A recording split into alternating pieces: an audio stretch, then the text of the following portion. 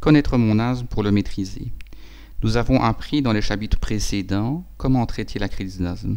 Nous allons comprendre maintenant comment la prévenir. Tu sais que l'asthme est une maladie chronique. Elle est donc présente toute l'année et même tous les jours de l'année. Si nous pouvions regarder une bronche asthmatique tous les jours, nous verrions qu'elle est rouge, enflammée, blessée, fragilisée, hypersensible, en fait hyperréactive. Voilà une bronche normale. Tu vois que la bronche de l'asthmatique est plus épaissie, plus rouge, elle est enflammée. C'est cette inflammation qui la fragilise, qui la rend trop réactive, hyperréactive. Un patient normal est capable de supporter les irritants de l'environnement, respirer de l'air froid, avoir une infection virale, faire du sport, éventuellement respirer de la fumée de cigarette. Ces irritants ne sont pas à l'origine d'une obstruction de la bronche et le patient continue à respirer normalement.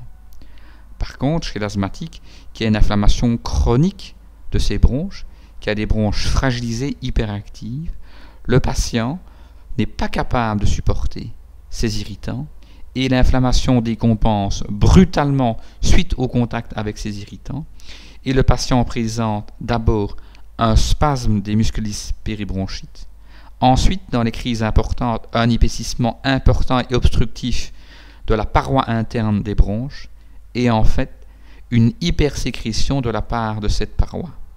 Dans la crise d'asthme importante, le bouchon est triple. Les muscles contractés, l'œdème de la paroi et l'hypersécrétion bouchent les bronches qui expliquent une respiration difficile, des sifflements. Qu'est-ce qui peut favoriser jour après jour l'inflammation chronique présente dans l'asthme? Tu sais qu'il y a de plus en plus de patients allergiques. Chez ces patients qui sont allergiques soit aux acariens, aux poils de chat, au pollen de graminées, au pollen de bouleau ou à d'autres allergènes, le fait que, par exemple, si tu es allergique à l'encontre des acariens, des allergènes d'acariens pénètrent dans les bronches, ce contact de tes bronches avec cet allergène acarien donnera lieu à une réaction allergique. Cette réaction allergique a l'effet d'une petite bombe au sein des bronches, ce qui blesse les bronches et les rend enflammées, fragilisées, hyperréactives. Chez d'autres, c'est le fait de respirer la fumée de la cigarette des parents qui entretient l'inflammation chronique des bronches. Chez d'autres, souvent des enfants plus petits en période automno-hivernale, ce sont des infections virales à répétition qui entretiennent une inflammation bronchique chronique et donc une fragilité durable des bronches et des bronchioles. Si nous voulons prévenir les crises d'asthme, il faudra donc maîtriser l'inflammation chronique des bronches. Le médecin, la première fois qu'il te verra, tendra de répondre à 3 questions principales. Il se demandera si tu subis du tabagisme passif à la maison. Si c'est le cas, il demandera à tes parents de fumer à l'extérieur. Il se demandera ensuite si tu es allergique. Si tu es allergique à l'encontre des acariens, des poils de chat, des pollens de graminées, des pollens de bouleau ou d'autres allergènes.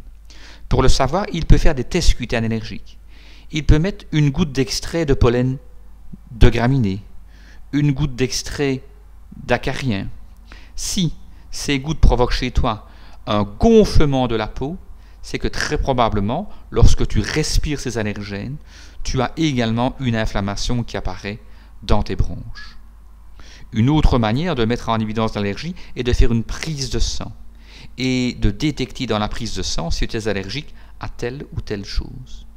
Si par exemple on détecte que tu es allergique aux acariens, le docteur donnera à tes parents des conseils pour éliminer l'acarien, principalement dans ta chambre à coucher. La troisième question auquel ton médecin va tenter de répondre est de savoir si tes bronches sont bouchées, si tes bronches sont très sensibles, hyperréactives. Pour cela, le médecin te fera souffler dans une machine d'épreuve fonctionnelle respiratoire qui permettra de mesurer notamment ton souffle. Comment traiter l'asthme? Comment lutter contre l'inflammation chronique des bronches?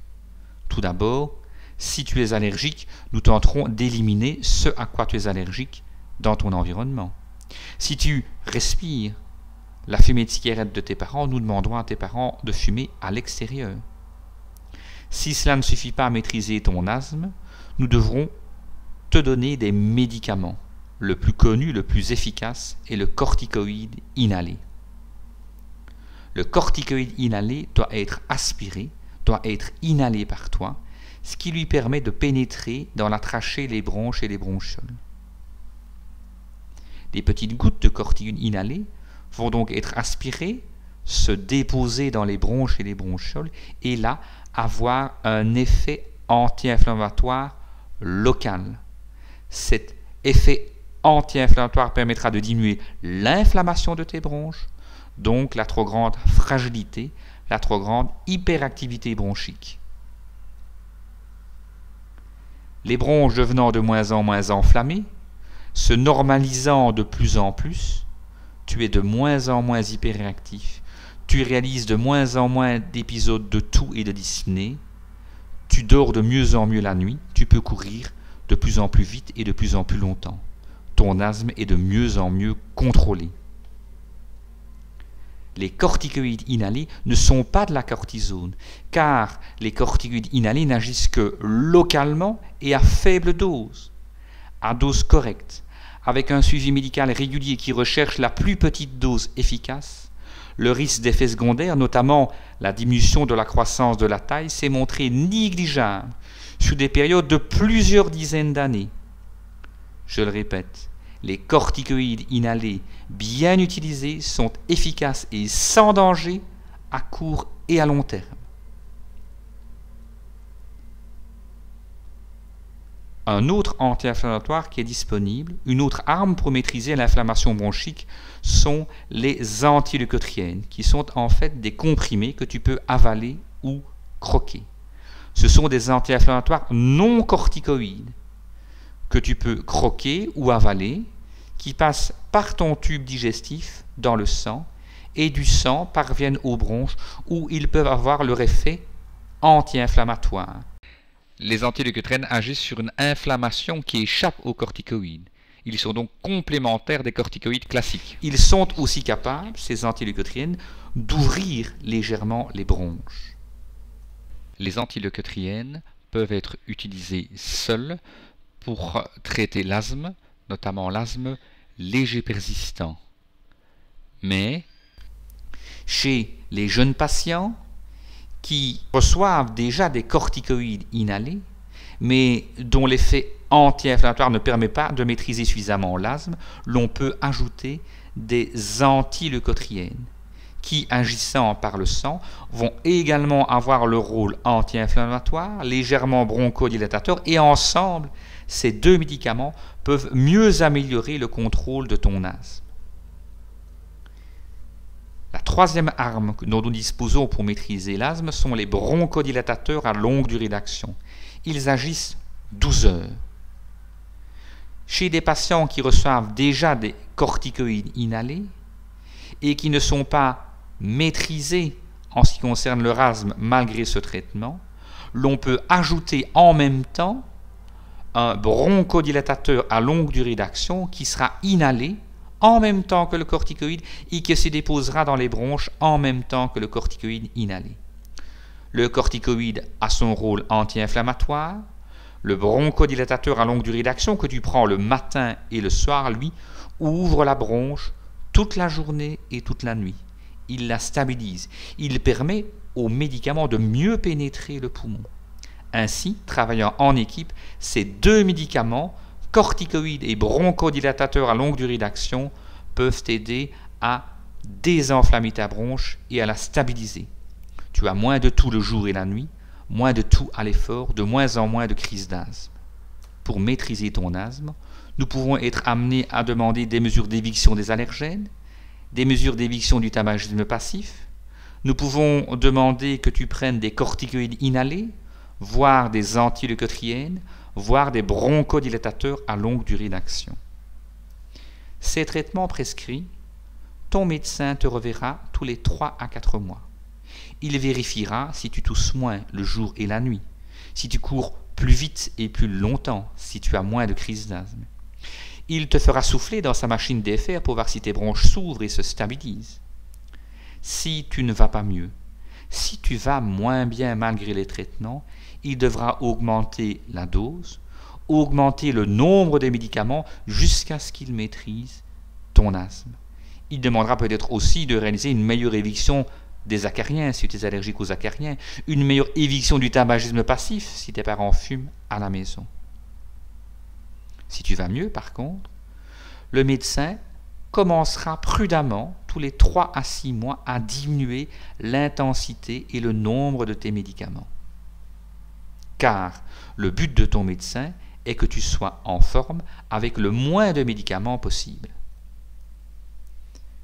En résumé, si nous voulons maîtriser l'inflammation chronique de l'asthme et diminuer le nombre de crises d'asthme, il faudra parfois réaliser l'éviction d'allergènes, l'éviction des irritants tels le tabagisme passif, donner des corticoïdes inhalés, donner des comprimés d'antileucotriènes, parfois des traitements de bronchodilatateurs à longue durée d'action et offrir un suivi médical régulier tous les 3 à 4 mois.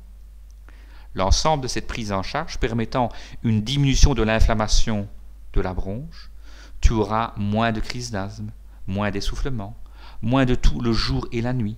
Tu auras une meilleure tolérance à l'effort. Tu pourras avoir une vie sportive normale. Tu auras une meilleure qualité de vie. Tu auras une vie normale avec le plus petit traitement possible.